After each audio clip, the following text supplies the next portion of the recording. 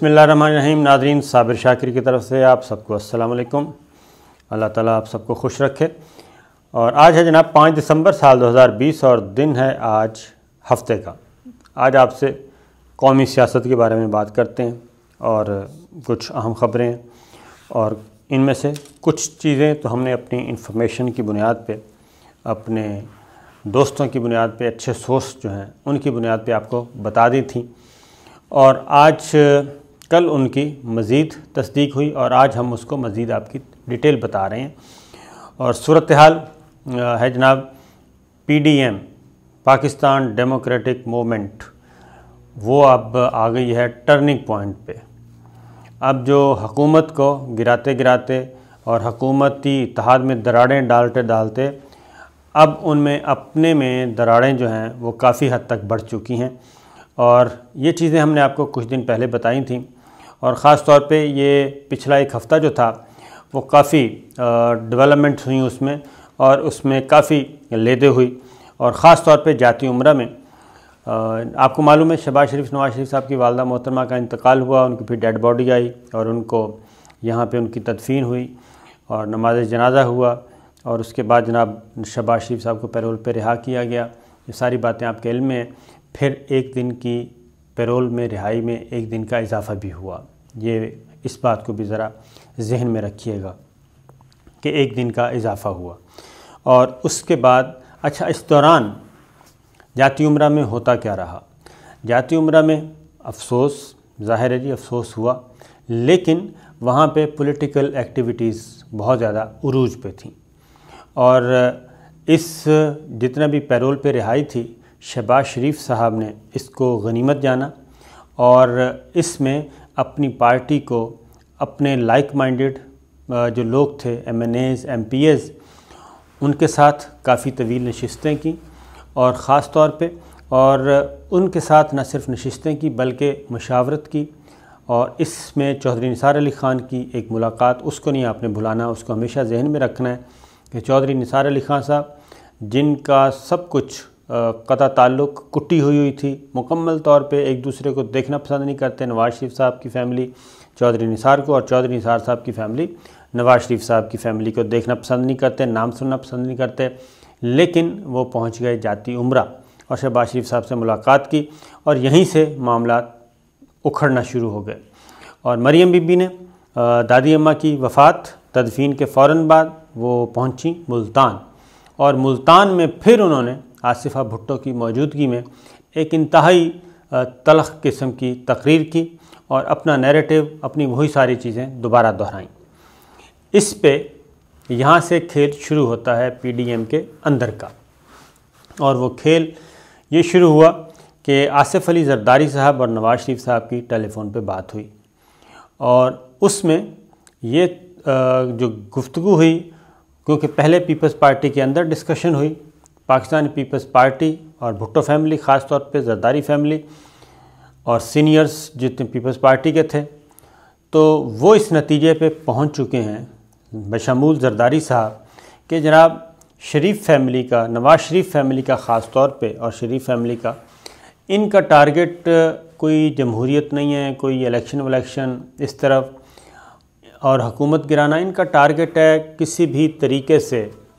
फ़ौज को उकसाया जाए कि वो मार्शल लॉ लगा दे। और वो बार बार जो मरियम बीबी जो हैं, मरियम सफदर साहिबा, जो बार बार वो अपनी तकरीरों में मिलिट्री लीडरशिप को ख़ास तौर पे टारगेट करती हैं, आर्मी चीफ़ को, DGI SI को, इन सब को नाम ले लेके, और फिर जो नया उन्होंने जहर उगला वो इज़राइल के हवाले से था। तो ये सारी चीज़ें तो बहुत ज़्यादा मुश्तिल किस्म की तकरीर थी, और आसिफ़ा भुट्टो की तकरीर बिल्कुल उसके अपोज़िट थी, ये जहन में रखिए। तो ज़रदारी साहब बिल आखिर इस नतीजे पे पहुँचे कि मरियम सफदर साहिबा के साथ चलना उनके लिए मुश्किल है। ये मैं आपको बड़े वसूख से कह रहा हूँ कि मरियम सफदर के साथ चलना बहुत मुश्किल है, और इसलिए उन्होंने नवाज़ शरीफ साहब से टेलीफ़ोन पे बात की, और उस टेलीफ़ोन पे अपना ये रिज़र्वेशंस जो हैं वो पहुंचा दी, और उनको बता दिया कि जनाब ये हालात हैं, और इन हालात में जो हमारी अंडरस्टैंडिंग है वो यही है कि जनाब ये मार्शल लॉ लगाने के अलावा तो कोई तरीका नहीं, और इस तरीके से हम कोई बेहतरी नहीं हासिल कर सकेंगे। हमारे लिए कोई अच्छा रास्ता या कोई सेफ़ एग्ज़िट हमें नहीं मिलेगा।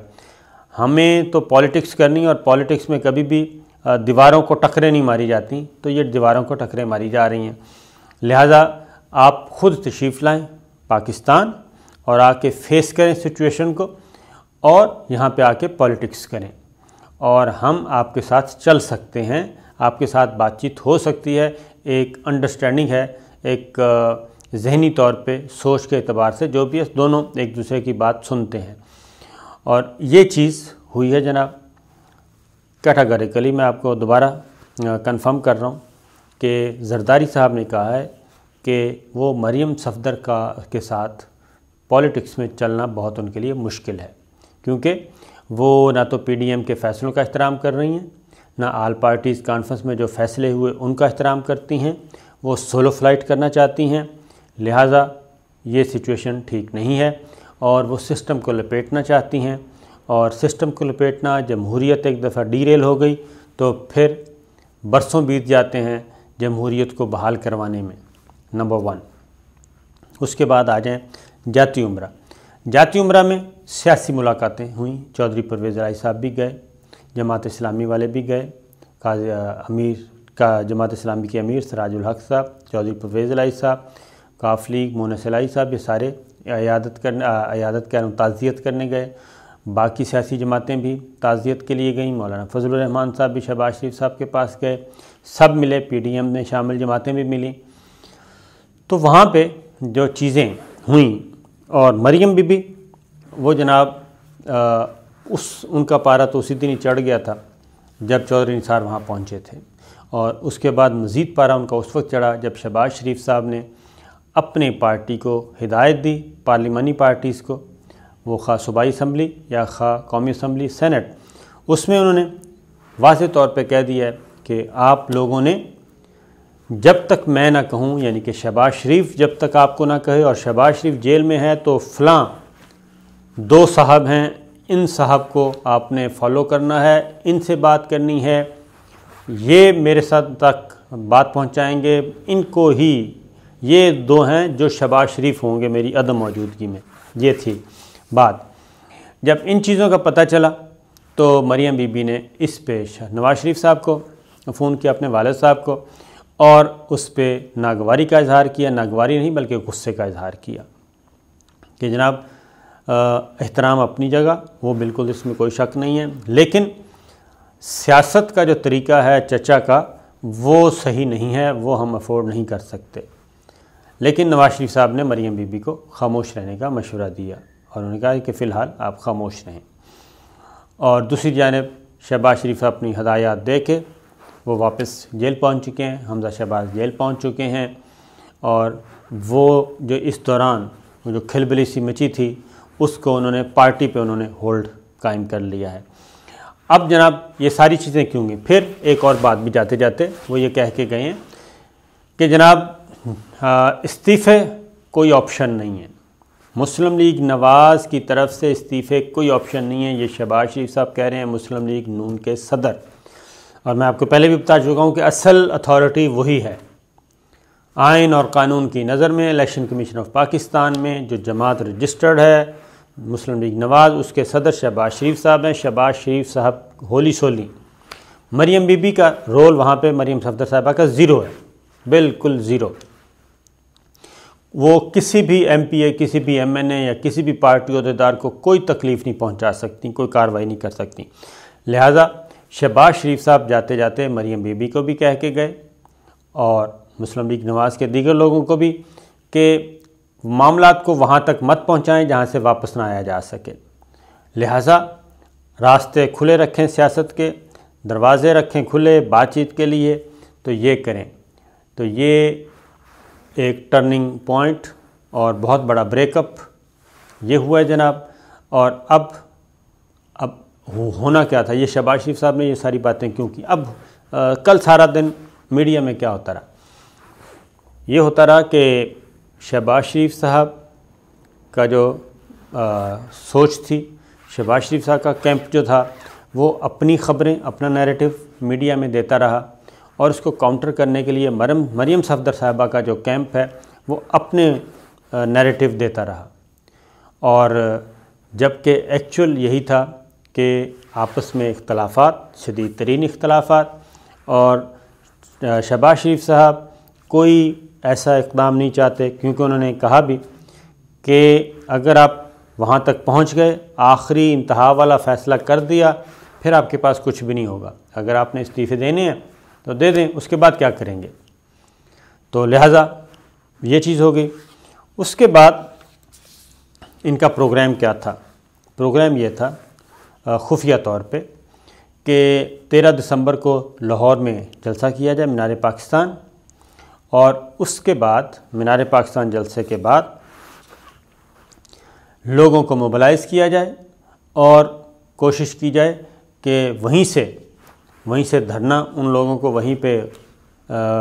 قیام کروایا جائے، اور وہیں سے جناب اگلی تاریخ دے دی جائے کہ لانگ مارچ ہم یہیں سے آگے لے کے بڑھیں گے، اور اسلام آباد تک پہنچتے پہنچتے حالات، لا اینڈ آرڈر کی سچویشن، یہ سب کچھ ہم کرتے جائیں گے گڑبڑ اور بڑھتے جائیں گے۔ اور اس کے بعد ان کا یہ بھی تھا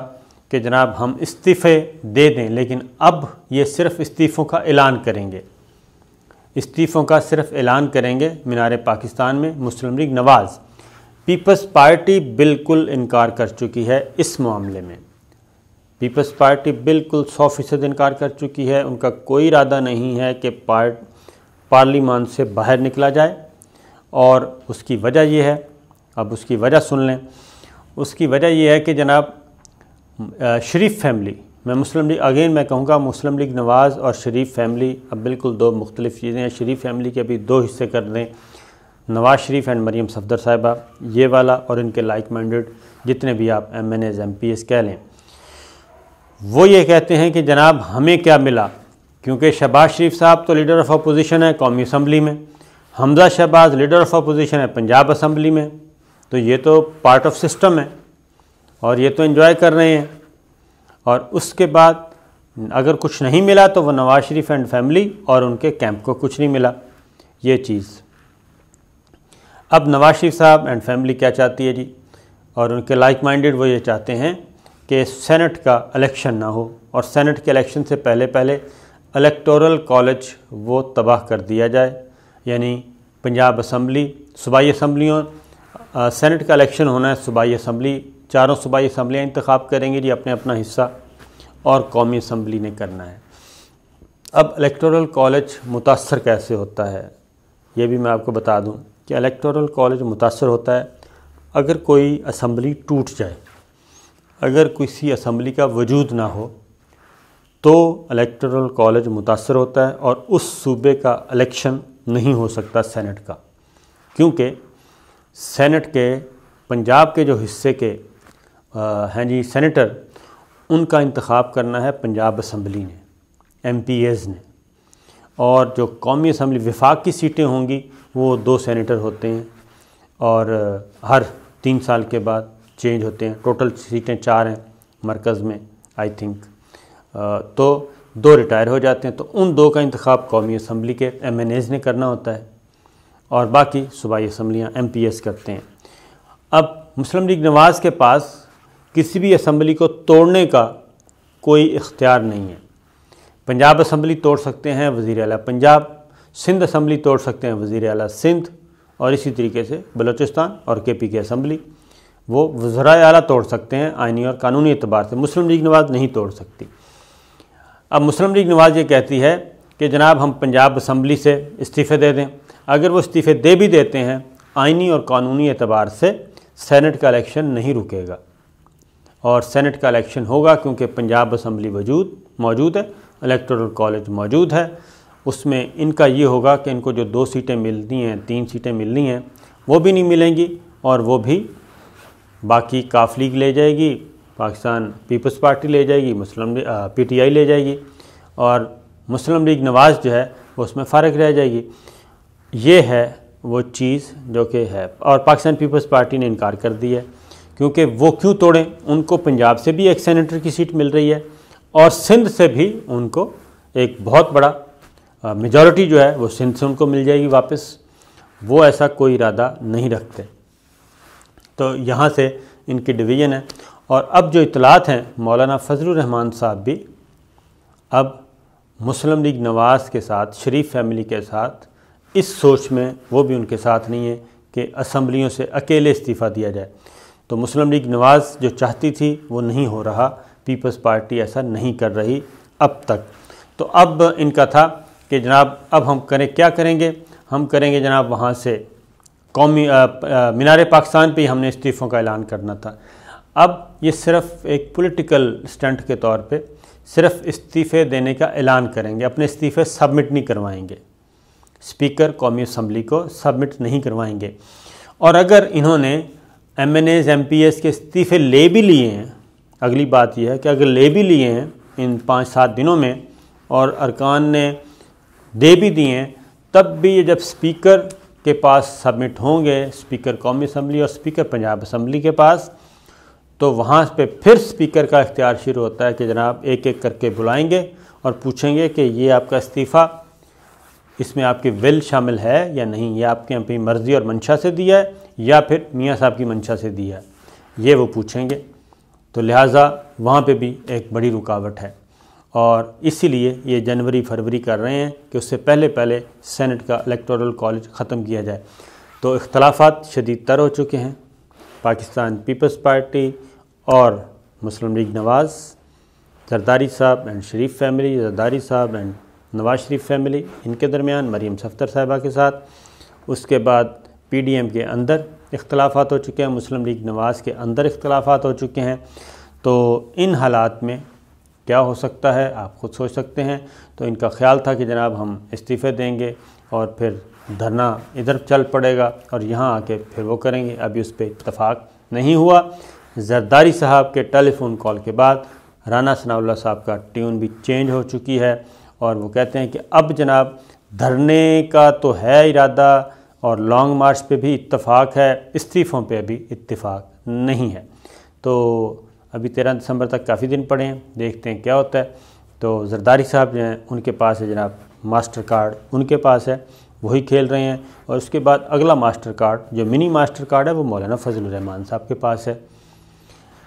مریم صاحبہ کے پاس کچھ بھی نہیں ہے، اور اس سے اچھا کارڈ شہباز شریف صاحب کے پاس ہے۔ جو 3 کارڈ ہیں وہ زرداری صاحب، شہباز شریف صاحب اور مولانا کے پاس ہے۔ مریم صفدر صاحبہ کے ساتھ سوائے دکی کے، اور وہ بھی بے رنگی دکی، اور کچھ بھی نہیں ہے۔ تو یہ ہے جناب صورتحال۔ ایک اور چلتے چلتے ارشد ملک صاحب جی وہ وفات پا گئے، اللہ تعالیٰ ان کے لیے آسانی پیدا کرے۔ وہ اپنے فیصلے کی وجہ سے، اور اس کے بعد جو آڈیو ویڈیو اسکینڈل آیا اس کی وجہ سے کافی متنازع ہو گئے تھے، اور شفا ہاسپٹل انٹرنیشنل، شفا ہاسپٹل اسلام آباد میں زیر علاج تھے، اور ان کے جو خاندان کے ذرائع ہیں وہ کچھ اور بتا رہے ہیں۔ کچھ پہلے خبر چلی کہ وہ کرونا کے باعث ڈیتھ ہوئی، پھر ایک نئی کانسپریسی شروع ہو گئی، لیکن وہ شفا ہاسپٹل میں تھے، اور شفا ہاسپٹل میں سارا ریکارڈ موجود ہے۔ باقی ان کے اللہ تعالیٰ ان کے لواحقین کو جی، ان کے جو بچے ہیں بچیاں ہیں ان کو اللہ تعالیٰ صبر جمیل عطا کرے۔ اور اس پہ بھی اب پالیٹکس شروع ہو گئی ہے سوشل میڈیا پہ خاص طور پہ، تو دیکھتے ہیں جناب کیا ہوتا ہے۔ اجازت دیجیے، اللہ حافظ۔